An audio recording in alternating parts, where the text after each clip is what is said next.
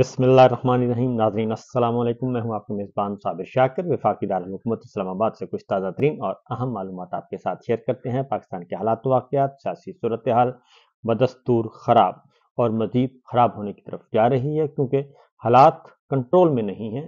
मौजूदा रजीम के और मौजूदा जो फिस्तायत शुदा रजीम है, जाली सरकार है, उसके हाथ से चीज़ें निकलती जा रही हैं। पहले तो बहुत ज़्यादा बज़ाहिर ये बहुत ज़्यादा तगड़े नज़र आते हैं, लेकिन हकीकत में अब तगड़े नहीं हैं। मिन्नत समाजत भी की जा रही है और आंखें भी दिखाई जा रही हैं, और अब बहुत ज़्यादा मीठी मीठी बातें की जा रही हैं, मुज़ाकरात की बातें की जा रही हैं। कल स्पीकर्स कॉन्फ्रेंस थी, और स्पीकर्स कॉन्फ्रेंस में कौन कौन थे? स्पीकर अयाज सादिक साहब, फॉर्म 47 की सरकार। उसके बाद थे यूसुफ ज़ा गिलानी साहब, फॉर्म 47 की सरकार। फिर पंजाब असम्बली के स्पीकर थे, फॉर्म 47 की सरकार। बलूचिस्तान असम्बली के स्पीकर, फॉर्म 47 की सरकार। सिंध असम्बली के स्पीकर, फॉर्म 47 की सरकार।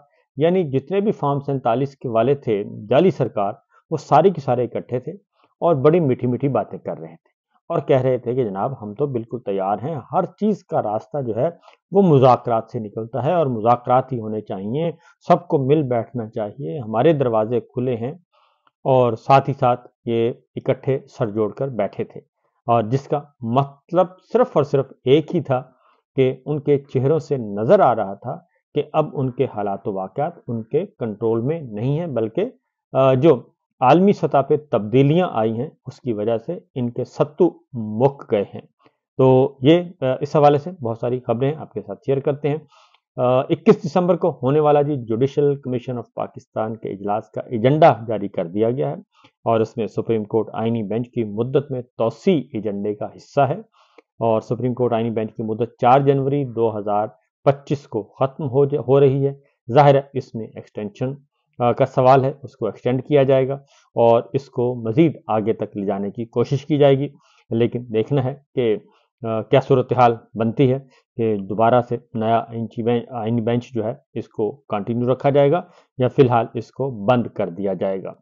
इस पे लेकिन कुछ इम्पोर्टेंट मुकदमात हैं, जिसकी वजह से कहा जा रहा है कि बहुत सारे सरकारी मुकदमात, सरकारी फैसले लेने हैं अभी इस गैर आइनी बेंच से। तो देखते हैं कि क्या सूरत बनती है। उसकी रीज़न ये है कि वकला बिरादरी में ख़ास तौर पे और वकला तंजीमों में अब यह जोर पकड़ता जा रहा है मुतालिबा कि आप फिलफौर सुप्रीम कोर्ट ऑफ पाकिस्तान, जो supreme court of Pakistan full court petitions को सुने। और पेटिशंस दायर की गई हैं सुप्रीम कोर्ट बार के साबिक 8 सदूर हैं जी, 8 सदूर उन्होंने पेटिशंस फाइल की हैं, और उन्होंने एक खत भी लिखा है। और इसमें कौन कौन शामिल हैं ये मैं आपको बता देता हूं। उसमें सुप्रीम कोर्ट बार एसोसिएशन के साबिक सदर आबिद जुबैरी साहब, मुनीर मलिक साहब, किसी तारफ के मोहताज नहीं, आबद हसन मिंटो साहब जो बाबा आदम है जी, और हामिद खान साहब, और काजी मोहम्मद अनवर साहब, अली अहमद कुर्द साहब, अमानुल्लाह कंदरानी साहब, अकरम शेख साहब। और ये सिंध से भी इनका ताल्लुक है, पंजाब से भी ताल्लुक है, खैबर पख्तूनख्वा से भी ताल्लुक है, और इनका ताल्लुक बलूचिस्तान से भी है। यानी कि चारों सूबों के और इस्लामाबाद के से ताल्लुक रखने वाले नामवर वकला, ये वकला की क़यादत है, इन्होंने एक ख़त भी लिखा है और पेटिशन भी फाइल कर दी है। और 8 सदूर ने 26वीं आइनी तरमीम के खिलाफ, और उन्होंने कहा है कि इसको फिल फौर सुना जाए, और इस 26वीं आइनी तरमीम जो है गैर आइनी तरमीम, इसको मुअत्तल किया जाए। इसके नतीजे में कोई भी फैसला नहीं होना चाहिए, क्योंकि अगर कल को ये मुअत्तल होती है तो ये सेट असाइड होती है, सुप्रीम कोर्ट का फुल बेंच अगर इसके खिलाफ फैसला देता है तो इसके नतीजे में जो फैसले आएंगे उनका क्या बनेगा। ये दरखास्त सरदार लतीफ़ खोसा और बैरिस्टर सलाहुद्दीन के जरिए दायर की गई है।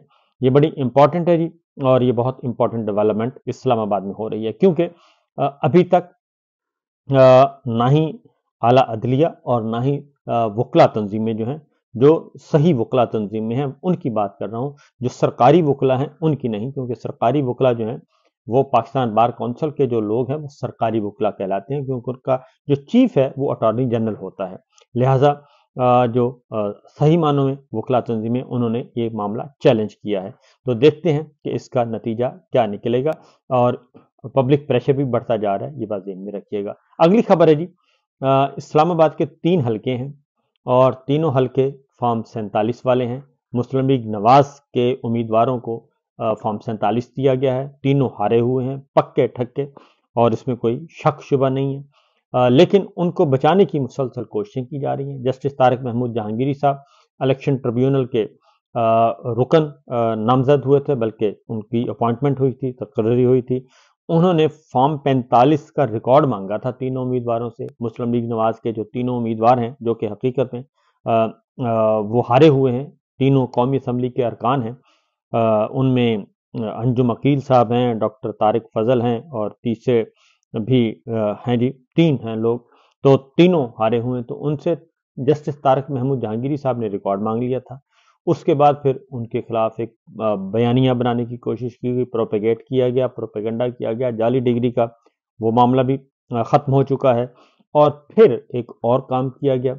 अब उनसे केस लेकर इलेक्शन कमीशन ने ये हरकत फरमाई है, चीफ इलेक्शन कमिश्नर ने। उन्होंने क्या किया है कि एक रिटायर्ड जज के हवाले कर दिया है, जो उन्हीं का तकर्रर करता है, जस्टिस शकूर पराचा साहब को उनके हवाले कर दिया जी सारा मामला। तो अभी उसके खिलाफ सबसे पहले बैरिस्टर शुएब गए, उन्होंने रजू किया इस्लामाबाद हाई कोर्ट से, उनको स्टे ऑर्डर मिल चुका है, लिहाजा इलेक्शन जस्टिस शकूर पराचा साहब को किसी भी तरह से इस मामले में काम करने से रोक दिया गया है। अब अली बुखारी साहब भी चले गए हैं और आमिर मुगल साहब भी चले गए हैं। तो तीनों उम्मीदवार जो हैं उन्होंने इस्लामाबाद हाई कोर्ट से रजू कर लिया है। शुएब शाहीन साहब को स्टे मिल चुका है और बाकी 2 को भी उम्मीद है कि मिल जाएगा। और चीफ जस्टिस आमिर फारूक साहब भी हैं और उन्होंने ये सुनना है।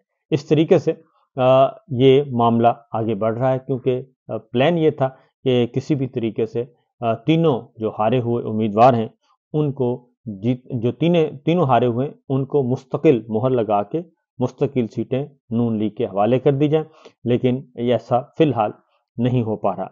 अगली खबर जो है जी वो है आप मौलाना फजल रहमान साहब की, क्योंकि मौलाना फजल रहमान साहब ने ज़रा धमकियाँ शमकियाँ दी थी और उसके बाद उनका जो मदारिस रजिस्ट्रेशन एक्ट है उसको गज़ट नोटिफिकेशन जारी नहीं किया जा रहा।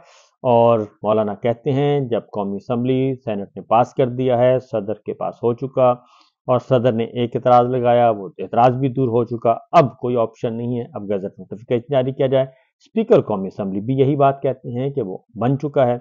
तो मौलाना फजल रहमान साहब ने कल मुलाकात की वज़ीर आज़म शहबाज शरीफ साहब और मौलाना गफूर हैदरी साहब, सेनेट कामरान मुर्तज़ा, राजा परवेज़ अशरफ और कमर ज़मान कायरा साहब भी मौजूद थे और स्पीकर अयाज सादिक साहब, वज़ीर ख़ारजा इसहाक़ डार साहब और वफाकी वज़ीर कानून आज़म नज़ीर तारड़ साहब, अताउल्लाह तारड़ और वज़ीर आज़म के मुशीर बराए सियासी अमूर राना सनाउल्लाह साहब और अटॉर्नी जनरल साहब भी इसमें मौजूद थे और उसमें इन्होंने अपना पॉइंट ऑफ व्यू पेश किया है। और इत्तला ये है कि कुछ यकीन दहानियाँ करवाई हैं और बीच बचाव करके कोई ना कोई रास्ता निकालने की कोशिश की जा रही है और मौलाना फजल रहमान साहब ने ये कहा है कि इस मामले को हम अच्छे तरीके से हल कर लेंगे। तो देखना है कि मौलाना फजल रहमान साहब का मामला हल होता है या फिर इनको ट्रक की बत्ती के पीछे लगाया गया है, क्योंकि मौलाना फजल रहमान साहब इस वक्त 2-3 कश्तियों के सवार हैं और वो खुलकर अपोजिशन भी नहीं कर रहे, अपोजिशन इत्तेहाद का हिस्सा भी नहीं बन रहे और 26वीं आईनी तरमीम पे भी उन्होंने वोट दिया था, जो कि इंतहाई ज़्यादती की बात है और मुज़ाकरात करते रहे पीटीआई के साथ, लेकिन एंड टाइम पे आके उन्होंने वोट दे दिया और ये एक बहुत बड़ी फेवर थी जो कि मौलाना फजल रहमान साहब ने की, जबकि उस 26वीं आईनी तरमीम को, जो कि गैर आईनी तरमीम है, अगर मौलाना फजल रहमान साहब वोट ना देते तो आज ये सिचुएशन ना होती। बहरहाल मौलाना फजल रहमान साहब का अभी तक जो है वो पॉलिटिकल रोल जो है वो डामाडोल ही है, इसीलिए पीटीआई के साथ भी उनके मामला बहुत आगे नहीं जा रहे। तो बहरहाल देखते हैं कि आगे होता है क्या। इसके साथ साथ जी एक आपको मैं सुनवाना चाह रहा हूँ कि जो हमारी फौजी क़यादत है, अब जो नौजवान तबका है, ख़ास तौर पे यूनिवर्सिटीज़ के, कॉलेज के स्टूडेंट्स हैं, वो अब सवाल करते हैं और सवालात भी करते हैं اور جو جواب بھی مانگتے ہیں۔ اسی طریقے سے کور کمانڈر کوئٹہ، انہوں نے بھی، ان کا انٹریکشن ہوا طلبہ و طالبات سے، تو وہاں پہ بھی سخت ترین سوالات کیے گئے، اور طلبہ نے پوچھا کہ جناب یہ نیریٹو کا کیا چکر ہے، اور سوشل میڈیا پہ آپ نے بین لگایا ہوا ہے، ڈیجیٹل میڈیا کو آپ کنٹرول کر رہے ہیں، تو یہ کام آپ کا ہے نہیں۔ تو کیا جواب دیا جناب لیفٹیننٹ جنرل کور کمانڈر نے؟ میں آپ کو وہ سنواتا ہوں تاکہ آپ کو خود براہ راست ہی سن لیں تو زیادہ بہتر آپ کو اندازہ ہو سکے گا کہ انہوں نے کیا کہا۔ خیالات بھی جو ہے اس کے اوپر یہ نہ کہیں کہ فوج خیالات کی پابندی کر دے، دنیا کی ایسی کوئی فوج نہیں ہے جو کسی کے خیالات کے اوپر پابندی کر لے۔ what is to be done is کہ وہ ایک نیریٹو ہے، جو اینٹی اسٹیٹ نیریٹو ہے، وہ آئین پاکستان کی شق نمبر 13 اور 16 کے حساب سے، تو اس کو بند کرنا جو ہے وہ ایک پاکستان کے آئین کے حساب سے ٹھیک ہے۔ باقی جو چیزیں ہیں ہر ایک کو اپنی رائے، اظہار رائے کا حق حاصل ہے۔ ہم اس ہال میں اگر 300 لوگ اس وقت بیٹھے ہیں، ہم سب کے مختلف چیزوں کے متعلق مختلف سوچ ہے، لیکن میری ذاتی رائے میں unless کوئی بہت زیادہ وائلنس کی طرف چلے جائے، وہ ہر سوچ ٹھیک ہے، ہر سوچ کی اپنی اہمیت ہے۔ ہم کیا سوچتے ہیں اس کا دار و مدار ہماری پرورش پہ اور ہم جو اللہ پاک نے ہماری فطرت بنائی ہے اس کے اوپر ہے۔ سو یس، وہ نیریٹیوز جو اسٹیٹ کے خلاف ہے وہ ان پبلک آپ نہیں کہہ سکتے۔ تو یہ نیریٹیوز کی جو آپ نے کہا نا کہ فوج اس کو روکتی کیوں نہیں ہے، فوج کا کام نہیں ہے، لیکن جس کا کام ہے، جو اتھارٹیز ہیں ہماری، جو پی ٹی اے اور یہ جو ہے، they are supposed to stop it۔ اب انہوں نے زیادہ تگ و دو کر کے بہتر سسٹمز لگانے شروع کیے ہیں۔ میں اور آپ ایکسپیرینس کر رہے ہیں کہ انٹرنیٹ کچھ سلو ہوا ہے ان تمام ممالک میں بھی، یہ چیز ایسے ہی ہے۔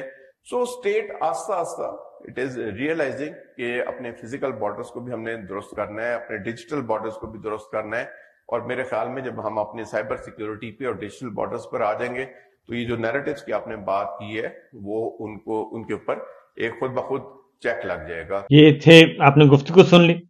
تو بات یہ ہے جی کہ پہلے تو ہمارے جو زمینی بارڈرز ہیں ان کا دفاع بہت ضروری ہے، اور آئے روز پاک ایران بارڈر ہو، پاک افغان بارڈر ہو، پاک انڈیا بارڈر ہو، وہ ہماری سرحدات جو ہیں وہ غیر محفوظ ہیں، اور اصل سرحدات وہی ہیں۔